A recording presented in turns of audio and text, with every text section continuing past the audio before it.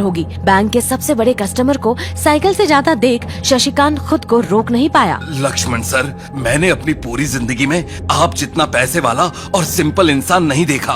Please आगे भी मेरा ध्यान रखना सर। हाँ सर, अगर आपको बैंक से रिलेटेड कोई भी जरूरत हो तो मुझे कॉल कर लीजिएगा, मैं आपके लिए अवेलेबल रहूंगी।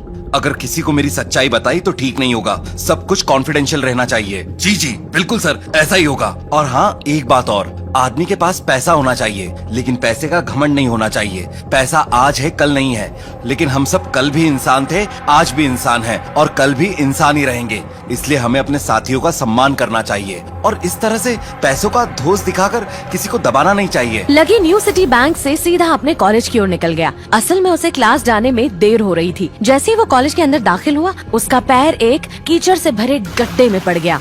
ओह शिट, आज फिर से। उसने अपने आप से कहा और अपने जूतों को पास की सड़क की ओर साफ करने लगा। उसने जैसे तैसे अपना जूता तो साफ कर लिया था, लेकिन वो अपनी पैंट पर लगे कीचड़ के दाग को साफ नहीं कर पाया था। इतने में क्लास की घंटी बज गई थी। वो भागते हुए क्लास में पहुंचा तो देखा कि प्रोफेसर कमलनाथ मिश्रा की क्लास शुरू नहीं बल्कि खत्म हुई आज थी। की क्लास यही खत्म होती है। कल आप सबको क्या काम करके लाना है वो मैंने यहाँ लिख दिया है। कल मिलते हैं, कमलनाथ जी ने कहा और लकी को निराशा भरी नजरों से देखते हुए क्लास से बाहर चले गए। इधर लकी का सिर भी शर्म से झुक गया था और उसे अंदर ही अंदर बहुत बुरा लग रहा था कि वो बैंक के चक्कर में लेट हो गया। कॉलेज में जितने भी प्रोफेसर थे उनमें से लकी कमलनाथ जी को सबसे ज्यादा पसंद करता था। बाकी प्रोफेसर तो पूरी क्लास के सामने उसकी गरीबी का मजाक उड़ाते थे, लेकिन सिर्फ कमलनाथ जी ही ऐसे प्रोफेसर थे जो उसके साथ बराबरी का व्यवहार करते थे। लकी बिना कुछ कहे वैसे ही अपना सिर नीचे झुकाए क्लास में दाखिल हो गया। जैसे ही उसके पैर क्लास में पड़े, सभी लोग उसी की ओर देखने लगे। ये फटीचर कब से लेट आने लगा? सूरज पश्चिम से उग सकता है लेकिन ये कमलू की क्लास में कभी लेट नहीं हो सकता। इसकी पैंट तो देखो यार, कितनी गंदी है। भाई क्लास में लड़कियां भी होती है, कम से कम कपड़े तो ढंग के पहन के आता।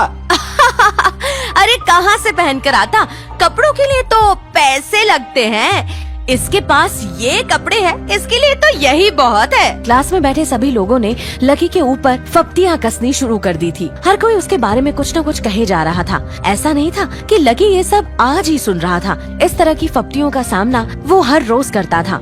रोज उसे ऐसी बातें सुनकर बुरा भी लगता था और आज भी उसने अपना सिर तो नीचे झुका ही रखा था, लेकिन आज उसके चेहरे पर एक मुस्कान थी। इन लोगों को पता नहीं था कि ये अनलकी आज कितना लकी होकर आ रहा था। तभी पीछे वाले दरवाजे से किसी की आवाज आई, डिम्पल। जैसे ही वो आवाज सबके कानों में पड़ी, सब लोग क्लास के पीछे वाले दरवाजे की ओर देखने लगे। वहाँ और कोई नहीं बल्कि डिम्पल का नया बॉयफ्रेंड राहुल खड़ा था। सब लोग राहुल को अच्छी तरह से जानते थे। राहुल कमरे में दाखिल हुआ और सीधा डिम्पल के पास पहुँचा। डिम्पल ने अपने हाथ उसकी गर्दन में किसी हार की तरह डाल दिए और वो उसकी बाहों में झूम उठी। उधर राहुल ने भी डिम्पल को सबके सामने चूम लिया। ये नजारा देखते ही सबकी नजरें लकी के ऊपर जा टिकी। सबको अभी तक तो यही पता था कि डिम्पल लकी की गर्लफ्रेंड है। किसी को इस बात की खबर नहीं थी कि उन दोनों का ब्रेकअप हो गया था। डिम्पल को राहुल की बाहों में देखकर लकी के तन बदन में आग तो लग गई थी, लेकिन फिर भी वो शांत होकर वहीं बैठा हुआ था और उसने अपने गुस्से पर काबू किया हुआ था। अरे लकी भाई, ये सब क्या हो रहा है? होने दे जो हो रहा है। अरे भाई, तुझे पता है ये राहुल कितना चालू आदमी है? अभी तक इस कॉलेज की 5 लड़कियों को फंसा चुका है और ये छठी है। लकी ने अपने दोस्त प्रीतम की बात सुनते ही उसे घूर कर देखा। प्रीतम को लगा कि लकी को उसकी बात का बुरा लगा था, लेकिन अगले ही पल वो उसे देख मुस्कुराया और बोला, कोई बात नहीं भाई, सबकी अपनी अपनी लाइफ है। लकी डिम्पल की ओर देखने लगा जो कि राहुल की बाहों में इतरा रही थी। वो जानती नहीं थी कि लकी चाहता तो यहीं खड़े खड़े राहुल और उसके पिता को उनके कारोबार समेत खरीद सकता था। उधर जैसे ही राहुल और डिम्पल की नजर लकी पर पड़ी तो वो जानबूझकर उसे छेड़ने के लिए उसके सामने से गुजरने लगे। अच्छा लकी सुनो। अचानक से डिम्पल ने अपना मोबाइल निकाला और उसका कवर खोलकर लकी के मुंह पर फेंक दिया। अब क्योंकि मैं तुम्हारे साथ नहीं हूँ इसलिए मुझे तुम्हारे इस कवर की भी जरूरत नहीं है।